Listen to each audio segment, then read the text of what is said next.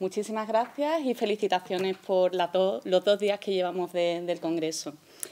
Dicho esto, mi comunicación quiere, en primer lugar, mostrar todo lo que han sido las últimas modificaciones normativas en materia de vivienda protegida en Andalucía, los diferentes, entiendo yo, avances y apuestas por nuevas herramientas que se han ido implementando en nuestra comunidad autónoma y también poner de relieve muchas cosas que quedan por hacer y mucha intervención pública que se necesita para seguir mejorando en el acceso a la vivienda protegida, sobre todo de los colectivos especialmente vulnerables. El concepto de vivienda protegida es un concepto cambiante, se va modificando según las necesidades de sus moradores. En Andalucía, desde 2005, con la Ley Reguladora del Derecho a la Vivienda Protegida, el concepto de vivienda viene marcado por una serie de requisitos o condicionantes. Aquella que está destinada a un concreto uso, destino, que tiene una superficie útil máxima, que tiene un precio límite de venta, de renta y que está calificada como protegida. Antes era por la Junta de Andalucía y desde el 2010 por los ayuntamientos. Bueno, pues la Ley del Derecho a la Vivienda de 2010 establece en su artículo 4 que la vivienda protegida tiene que estar destinada a uso residencial de forma habitual y permanente. Sin embargo, en 2018 se ha aprobado un decreto que modifica el decreto regulador de vivienda protegida, no la ley, sino que modifica un decreto y permite que el destino y el uso de la vivienda protegida no solamente sea de residencia habitual y permanente, sino que puede también destinarse a un destino para actividades económicas y profesionales, siempre con un límite máximo de que pueda ocuparse el 15% de la superficie útil de la vivienda para ese otro destino profesional o económico. En fin, esto a mí me parece peligroso, no solamente desde el punto de vista de jerarquía normativa, sino cómo se va a controlar ese uso como máximo del 15% de la vivienda y que no sea el 15%, sino que sea el 100%. Es más, últimamente, en estos últimos tiempos, los últimos informes del Defensor del Pueblo Andaluz, y lo podéis leer en sus las memorias anuales también que se publican en la página web, ya se ponía de relieve que, a través de muchas quejas de los ciudadanos, se había detectado cómo la vivienda protegida se estaba utilizando para uso turístico. Pero es que, es más, el registro de viviendas turísticas de Andalucía permite la inscripción de la vivienda protegida para destinarla a uso turístico. Aquí se está poniendo de manifiesto una total descoordinación e incluso falta de un conocimiento quizá certero de la interpretación de la legislación en materia de vivienda protegida por parte, en este caso, de la Consejería de Turismo. En fin, porque la función social de la vivienda protegida para destinarla a uso turístico deja mucho que pensar. Eso ha sido también de las últimas novedades, ¿no?, que puedo comentar así, que a mí me parecen dignas de mención y de replanteamiento.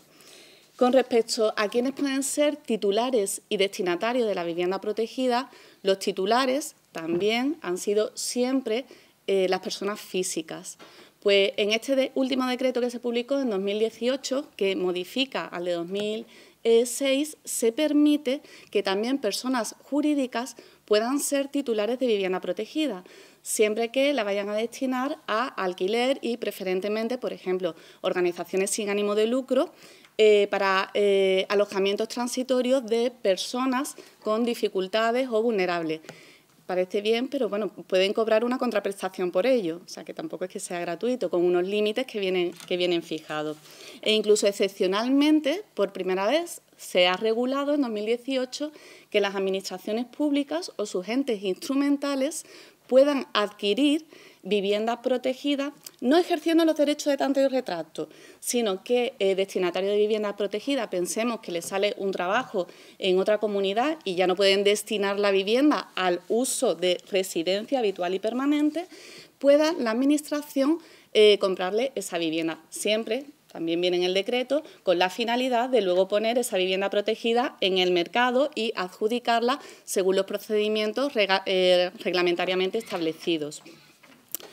Para ser destinatario de una vivienda protegida en Andalucía, desde la Ley de Medidas de Vivienda Protegida desde 2005, que luego también se ha desarrollado en parte la Ley del Derecho a la Vivienda de 2010, vienen establecidos como requisitos necesarios el primero, carecer de los ingresos económicos suficientes para adquirir una vivienda en el mercado libre, tener como mínimo 3 años de residencia en un municipio de la comunidad autónoma,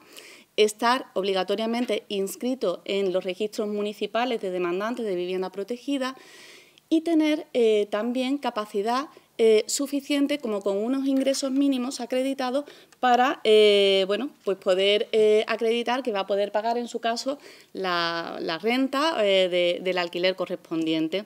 Con lo cual, aquí, desde mi punto de vista, quedan fuera de este concepto de destinatario de vivienda protegida un sector de la población que ni siquiera puede acreditar tener esos ingresos mínimos para poder luego sufragar pues el precio del alquiler correspondiente. Con relación a este registro municipal de demandantes de vivienda protegida, quiero poner que ha sido un instrumento, desde mi punto de vista, fundamental, una pieza que constituye una herramienta, una base de datos que tanto la Junta de Andalucía como los ayuntamientos tienen que tener siempre presente a la hora de elaborar tanto el Plan Andaluz de Vivienda y Suelo correspondiente como los planes municipales de vivienda y suelo, porque de ahí salen los datos reales de cuáles son los demandantes de vivienda protegida en ese municipio, cuáles son sus características, sus perfiles y sus necesidades. Y en función de todos esos datos, pues poder elaborar el correspondiente plan de vivienda. Entre otras medidas que también, desde el punto de vista del legislador, creo que son positivas y hay que ponerlas en valor, son que desde la LOUA, desde la Ley de Ordenación Urbanística de Andalucía, que es de fecha de 2002, hay un artículo 10.1 en el que en el planeamiento obligatoriamente tiene que haber una reserva de suelo destinada a vivienda protegida, un 30% de la edificación residencial. Es más, luego, en el 2012, hubo una modificación de la LOUA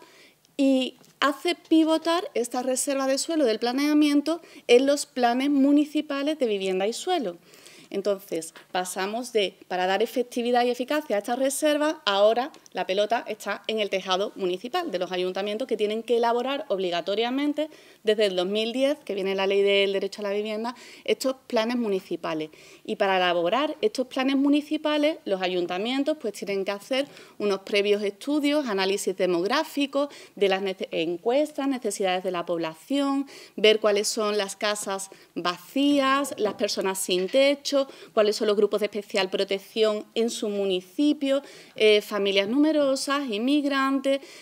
situaciones de infravivienda, de viviendas vacías. En fin, que la elaboración de este plan municipal supone unos previos análisis, memorias y estudios que son fundamentales para realmente tener un conocimiento cierto de cuál es la situación real de los demandantes de vivienda protegida en ese territorio. ¿Qué es lo que sucede? Que la regulación en la ley y luego en el Plan Andaluz de Vivienda y Suelo, que lo desarrolla, cómo tienen que ser estos planes municipales, es magnífica, pero la realidad es que los ayuntamientos pequeños tienen falta de medios, falta de personal y se supone que desde la Administración autonómica tienen que prestar un asesoramiento y en la propia ley se decía que se le iba a dar ayudas a los municipios para la elaboración de estos planes. Desde 2010, que está prevista esas ayudas, solamente ha habido una convocatoria en 2017 para dar ayuda a los municipios para su elaboración. Con lo cual, ¿qué pasa? Que hay muchísimos municipios que a día de hoy pues, no tienen esos planes.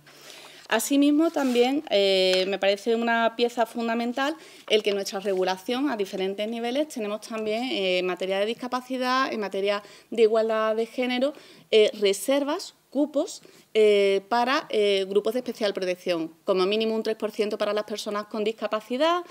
para las mujeres víctimas de violencia de género. Se ha puesto en marcha y se ha regulado, y empezando además a través de la Ley de Igualdad, que se modificó la ley de vivienda, a regular las bolsas de vivienda en alquiler y la permuta de viviendas, y en primer lugar para las mujeres que eran víctimas de violencia de género. Se puso en marcha una oficina de asesoramiento e información en materia de vivienda, que da un asesoramiento gratuito, personalizado, a nivel general de todas las ayudas para todos los colectivos y especialmente para aquellas familias con escasos recursos que han sido objeto de lanzamiento, que han estado a punto de perder su vivienda. Y ya dos últimas cositas. Una relación, por ejemplo, con el tema de desahucio que me pareció interesante. En el último informe que se ha publicado del Defensor del Pueblo, ¿no? Andaluz, de 2018, hace unos meses, venía como la Comunidad Autónoma de Andalucía en 2016 suscribió un convenio con la Sareb en la que se iban a ceder a la comunidad 400 viviendas para luego sucesión de estas viviendas a alquileres sociales, que lo iba a gestionar la Agencia de Vivienda y Rehabilitación de Andalucía, ABRA.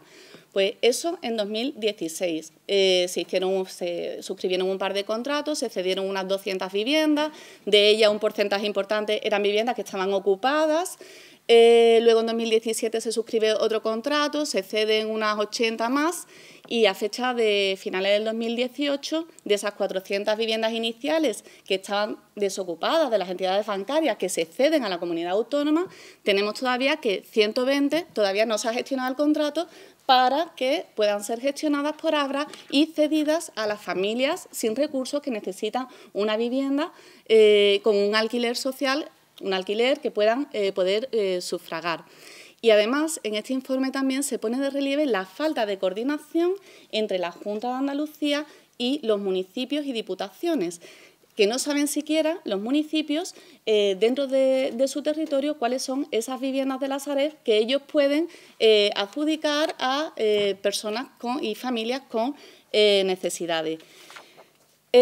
Son muchos los aspectos que yo creo positivos, que se ha avanzado a nivel legislativo, reglamentario, los planes de vivienda, con muchas herramientas que se han implementado. Pero también soy consciente de que se pueden todavía hacer muchísimas cosas y avanzar, que hay muchas familias todavía que no tienen acceso a la vivienda y, por lo tanto, se deben de promover más promoción de vivienda pública y, por parte de la Administración, sobre todo, cuidar de que viviendas que son del parque público suyo, de las que son titulares, no estén deshabitadas y estén vacías. Y esa también es una realidad que, de hecho, se pone mucho de manifiesto por las denuncias de los propios ciudadanos que acuden tanto a la Administración como, por ejemplo, a la oficina del Defensor del Pueblo, diciendo viviendas que están vacías o que están ocupadas por personas sin título alguno. En estos casos, la Junta de Andalucía ha adoptado dos posturas. Por ejemplo, cuando las viviendas estaban ocupadas sin título, ha dictado varios decretos a lo largo de estos últimos años de regularización de esa situación y, en otros casos, a través de ABRA, ha iniciado los procedimientos para recuperar esas viviendas. Pero siempre, además, con la sensibilidad de analizar caso por caso. Por ejemplo, cuando han sido viviendas ocupadas por mujeres con hijos menores a cargo, pues ABRA siempre ha dado, incluso teniendo sentencia firme para poder ya producirse el lanzamiento, siempre les ha dado un plazo prudencial para que encuentren la propia familia otra salida o lo han puesto en conocimiento de los servicios sociales comunitarios para que sean los ayuntamientos los que le den una salida habitacional, pero no se deja a esa familia que realmente, esa mujer con niños chicos a cargo, necesita un techo para el que vivir. Entonces, me parece que, bueno, que se ha avanzado, pero que evidentemente quedan muchos pasos por dar. Muchísimas gracias.